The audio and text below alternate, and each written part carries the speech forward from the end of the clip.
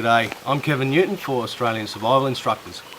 What we've got here today is an ancient stone crushed bird trap, which consists of one large flat rock leaned at an angle with 4 smaller sticks held under tension. We bait the trap with berries, which the birds are attracted to, and also around the edge we've got 4 large stones which stops the prey escaping once it goes in there. And I'll just set this off so you can see what happens. So, bird flies in, lands on one of these small cross beams here and sets the trap. So you can see it's pretty effective, pretty simple. Anything that's going to land in there, it's not going to last long. I'm Kevin Newton for Australian Survival Instructors.